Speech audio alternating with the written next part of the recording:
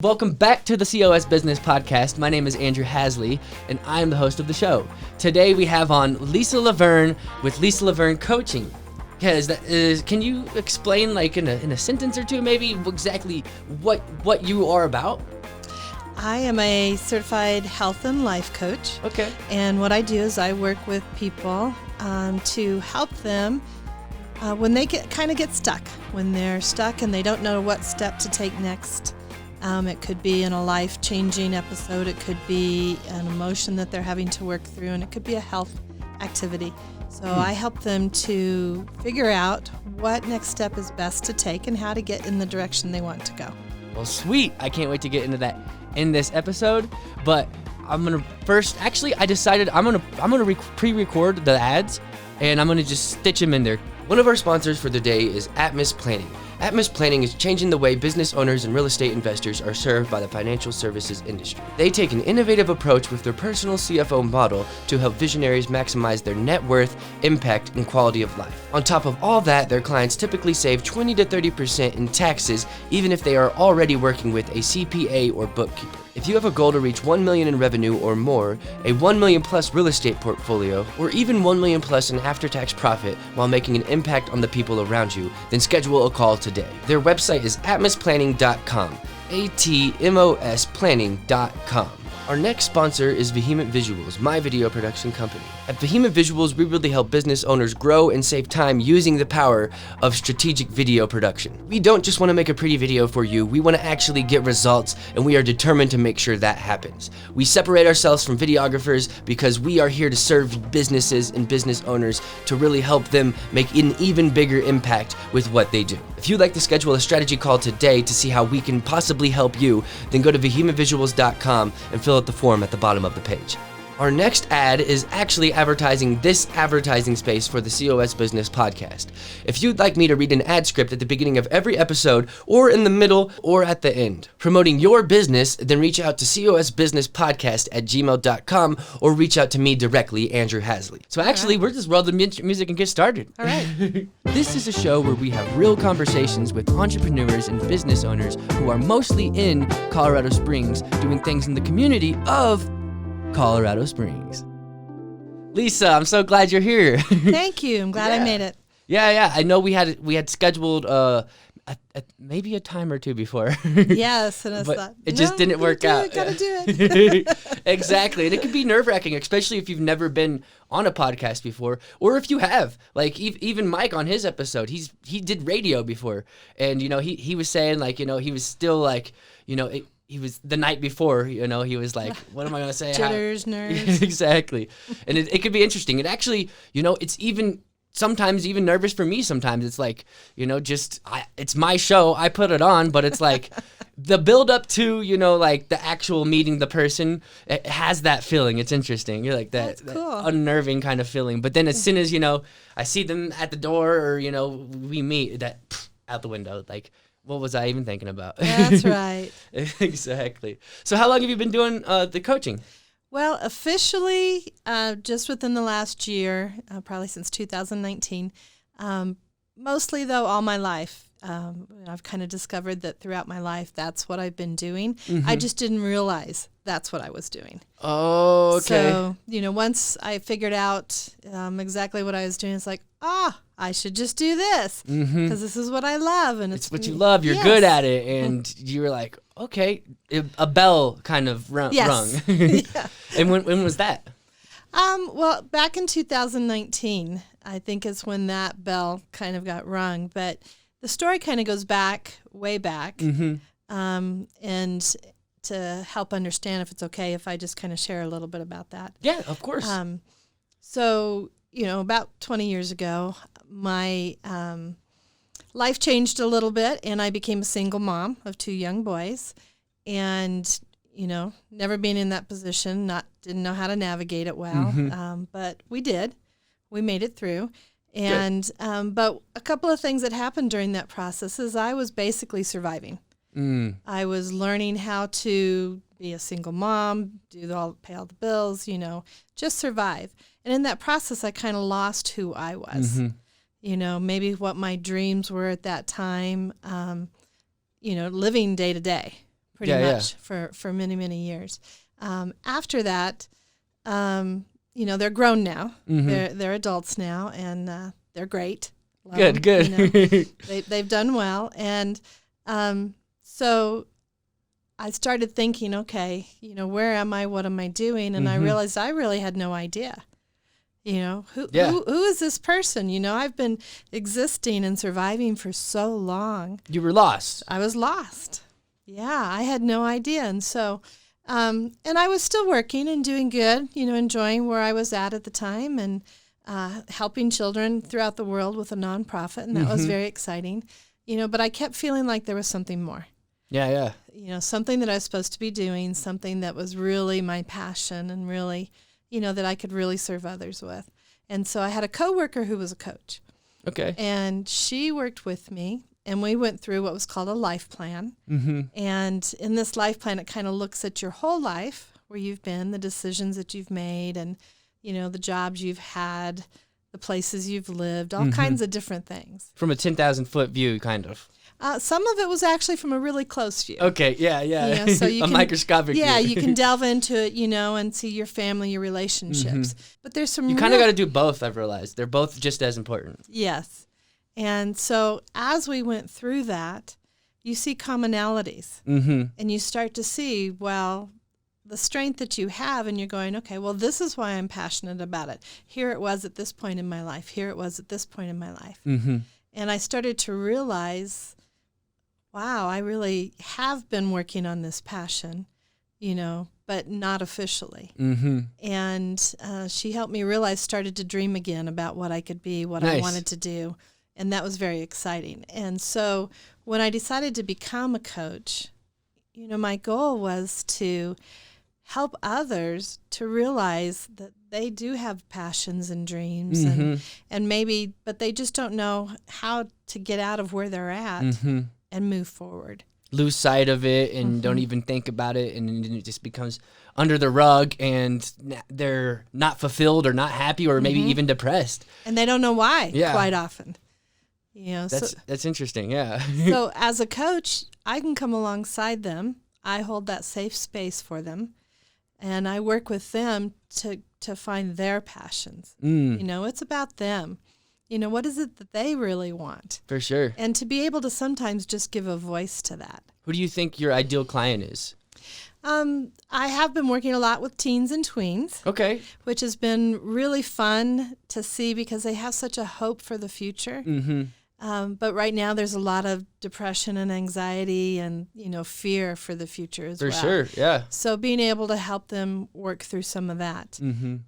But pretty much I think I have worked with older and younger. So it doesn't really matter the age at this point, but I would focus on somebody that really starts to feel like they know they need to make a change and they're not sure how to do it. Okay, regardless of age. That's something that you see that you could really help them with. Nice. It's going to sound a little bit weird, but as I was sitting here, I was like, you look a lot like my mother. And I was the like, eternal mom. She even has glasses and everything, and it was blowing my mind. And then you said you were a single mother of 4, and she was a single mother of 5. And so it was like going through that, watching her go through that. So I was just connecting the dots. So single moms have a tough time. I do have a real passion and concern for single parents, and parents in general, because parenting's hard.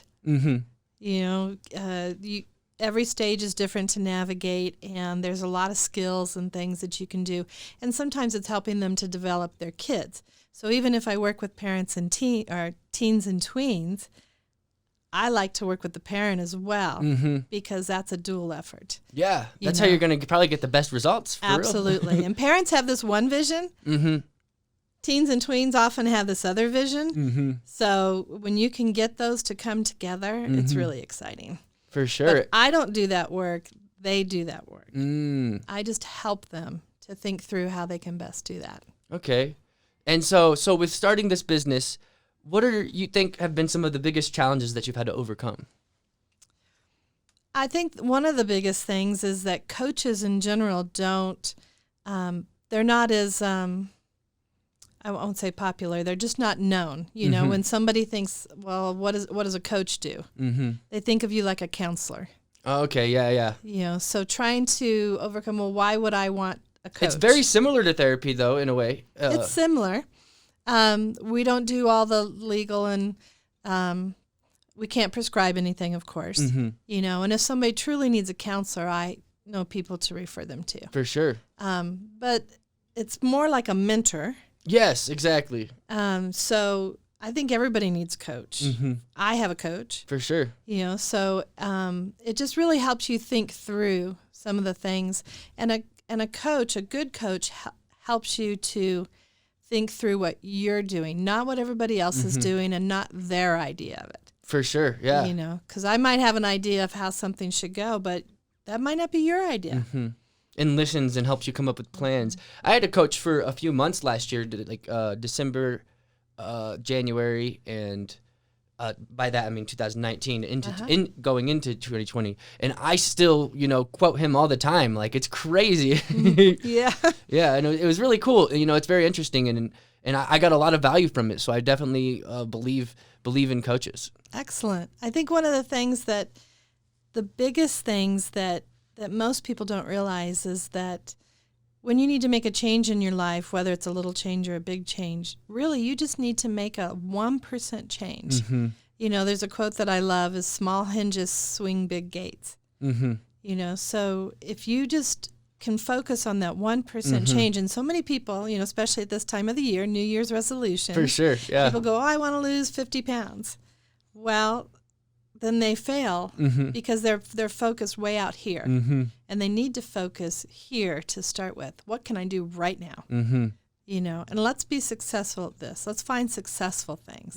You know, oh, okay, I'm going to get up and exercise every day for an hour when you don't normally exercise. You could even just do, I don't know if you've read the book Atomic Habits. Yes. It's so good. It is the good. ideas in that, James Clear, he was very clear with what he said. Yes. And like, it's essentially that. It's like, you could even start off with just building the habit of doing the actual exercise by only committing to 5 minutes. Right. And then once you build that habit, there's like, it becomes automatic after you're able to build that habit, and then maybe you increase it by 1%. Maybe go to 6 minutes. Maybe if you accomplish it 5 minutes a day for a week or for a few days, increase it to 6 minutes.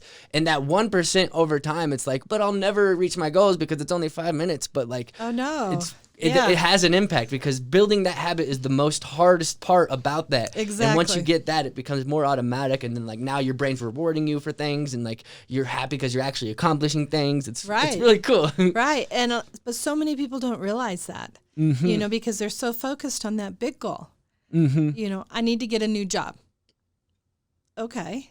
Well, what do you want to do? Yeah. Well, I don't know, you know. Yeah. And it's okay. So then we start narrowing that down, and you have to step back and then start really thinking, do you want this? Do you want that? But so many people might be desperate to get out of their current job that they take something else, which really isn't the step they need to take.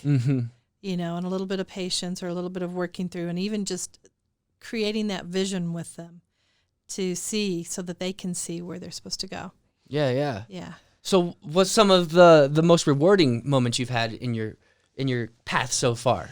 Oh gosh, when people start to get it, and they start to realize that their opinion matters, who they are matters, you know, that they do have dreams, they're valued, and what they're thinking is valuable.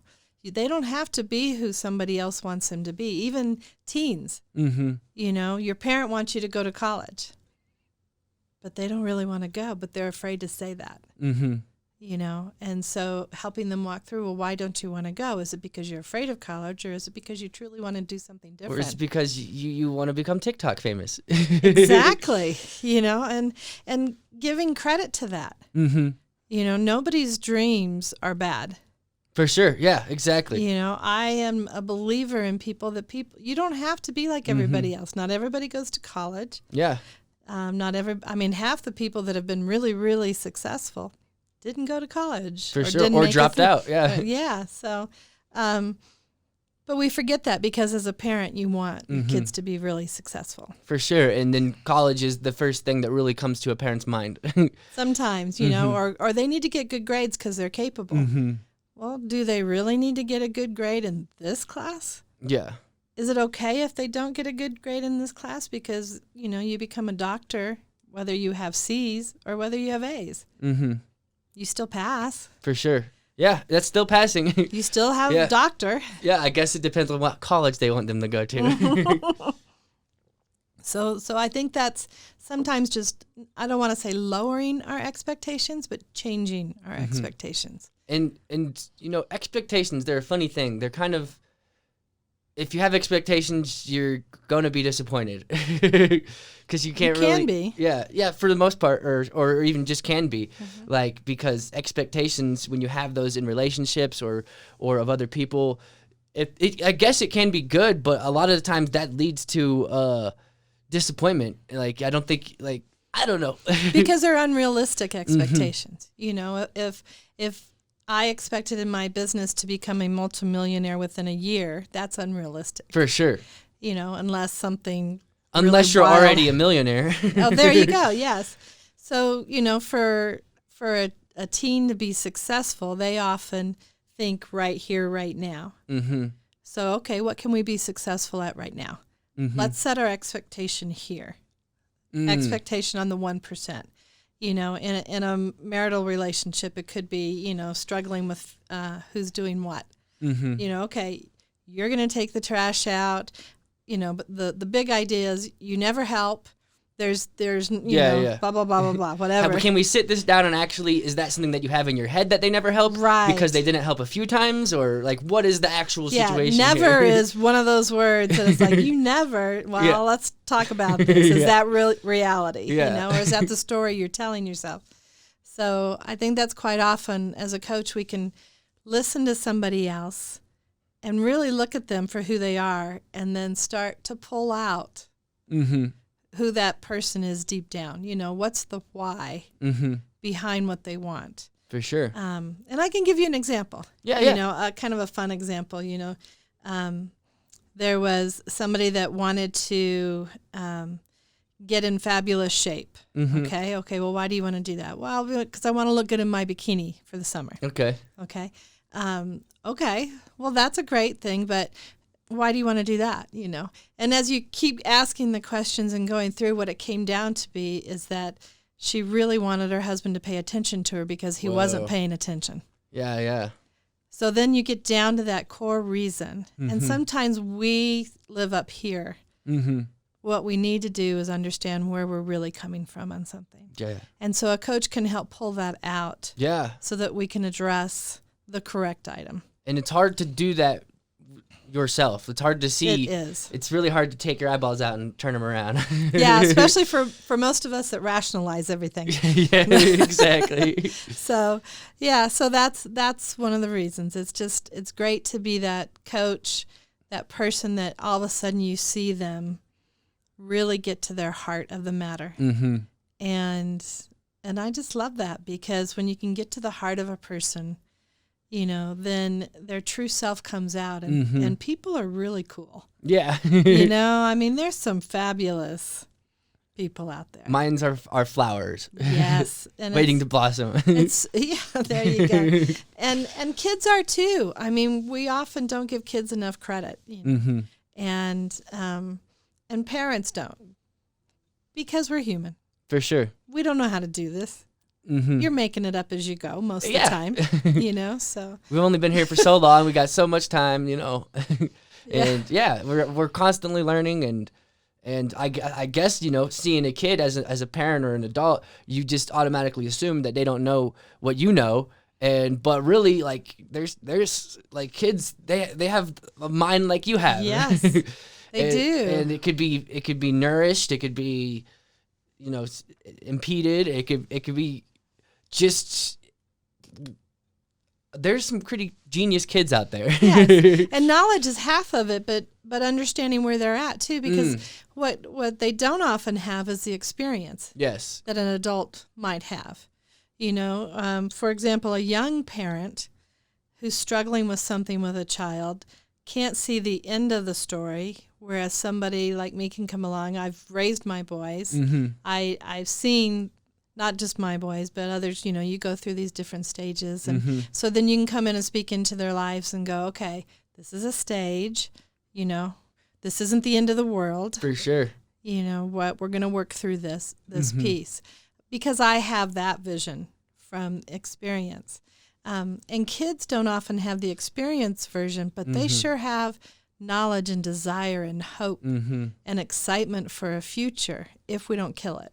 And sometimes our own experiences hold us back, and they don't have those things holding them back. So maybe they can think of things in different ways that you couldn't have. So it's like you could learn from both sides. It's beautiful. Yeah. I mean, a good example of that is kids who, you think as a parent, you've grown up and you're a doctor or a teacher or, some traditional things, and your child comes and says, I want to be a game designer. Mm-hmm. And you're thinking, that was me. Oh, okay. So one of mine also wanted to do that. And so it's like, okay, great.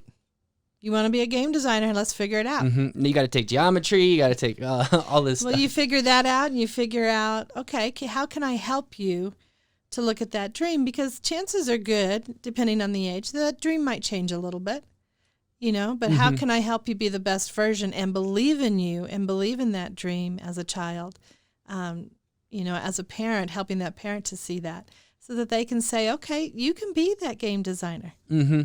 Okay, and then as they go, instead of squelching that dream, for sure, let's foster it a little bit, and then allow them to move through it and allow them to experience. And then they get to a point and go, yeah, I don't want to do that.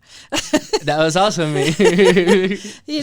But there's probably pieces of that. Here you are doing podcasts. Oh, there's so much stuff that I learned from it. A lot of the software that I was learning in developing games, like I created my own Space Invaders game, and like there you go. Learned the physics in that, and I learned so much stuff from that. I was into animation at that time too, and it really just evolved into where I'm at now. Obviously, I mean, not obviously, but honestly, it's all comes together. Everything that I learned, doing music, doing this, it's like it allows me to be better at what I'm doing now, I think, actually. Right. And that doing that life plan I was telling you about is kind of like taking that picture and going, okay, so let's say you were stuck before you're doing this. Well, let's look at all the different things that you've been attracted to. Now let's see, what could you do moving forward that might be something you want to do. Yeah. Because you have all of these desires. You're attracted to this, you're attracted to that, for reasons. I am not attracted to game designing. Yeah. I like to play a game here and there. Yeah. I don't even like games anymore. Oh, really? That's interesting. Yeah. I started doing music and music production and video production, and those softwares became my games. My video game, I guess you could say. Nice. So that's a transition for you. So that's pretty cool. Yeah, so that's exciting. But being able to hold that space rather than say, Andrew, you don't want to do that. Yeah, exactly. You're never going to go anywhere with that. Sure. That's just not going to earn you money. Well, I'm telling you. And this was a time before gaming, like when I wanted to do that, it was about 10 years ago. It was before like people started like seriously making. There's a ton of money out there now. Making money. Oh my gosh. Like I knew like the game design had a huge potential in it monetarily, but I didn't expect or see the playing of the games having a huge, monetary, like that's a whole, you don't even have to design the games to make the money. You could. It's amazing. And now with the new VR things. I might get back into gaming when VR, VR is pretty much there where I want it to be, but I still might wait a couple more years. But yeah, I really love the idea of VR. It's really, it really fascinates me. My sons both have that, and so I get in it and I'm like, wow, this is really cool. It's crazy how it tricks your brain. Oh, it does. Put yourself in a horror story in one of those things, you're getting scared. No, thank you. Things will literally jump at you. I got in one and I somehow got myself up high. Okay, and I'm looking at the floor and I'm like, oh my gosh, it's crazy how it tricks your brain, and like there's some potential that could like be added into that in psychology, I think. I agree. I think even in nursing homes and things, it would be wonderful to give them a different vision. Yeah. In nursing homes, exactly. And like there's a show out there called Black Mirror that they take that nursing home philosophy even farther. Really? But I won't get into that. But it's interesting because there's a guy, John Assaraf. He was talking about how he's like he's really studying in like the way the brain works, and he went to some place other side of the world to test out this new like virtual reality technology. And apparently when you're a baby, your mind opens up. Like it's taking in all this stuff and just learning, because you have nothing in there yet, and Right. you're just learning all these things. And there is this thing where, and I don't know how pseudoscience this is, but there's this thing where the VR glasses would put you in a baby's body essentially, and it would open up your mind to learning more, because it would trick your brain into that premature state. Wow. And I just think the implications of VR, like that's just the start. Like I can't wait to see where it goes. And Yeah, that's that's one of the reasons they teach kids to speak foreign languages when they're younger. yeah, because you can take in all this extra stuff. Yeah. So where would you like to go? What are your goals? My goals right now at this stage of my life is to actually be a little bit more relaxed, Okay. but to also be able to serve, about 10 to 20 clients a year, Nice. rotating through 10 to 20 clients at any given time. Just to really help. I've worked with, I'd like to work with some of the veterans, Okay. because I have military in the family. Okay. And but the passion for teens and tweens is good, and I feel my heart breaks for them right now with all these, especially seniors that can't graduate. For sure. They're struggling with what to do next. But just people in general. So my goal is to just really be out there to start serving people. Okay. And how as can best we as help you do that? Well, if people want to, they're thinking I need to make a change or I need to do something different, and I just need somebody that can come alongside me and help me know how to make those changes. That's the one I want to be. Okay, sweet. So they can where can people reach you at then? At Lisa at findingyournextbeststeps.com. Okay. Is that not on here? It It is. is on here. Yeah. Or you can call me. Yeah. At 719-459-0384. Well, sweet. We can start wrapping this episode up. It's been wonderful having you on the show. It's been great. I could talk for another half hour. Just Yeah, love talking to you. I bet. That's awesome. I like hearing that. Well, all right. This has been the COS Business Podcast, and we'll see you guys on the next episode.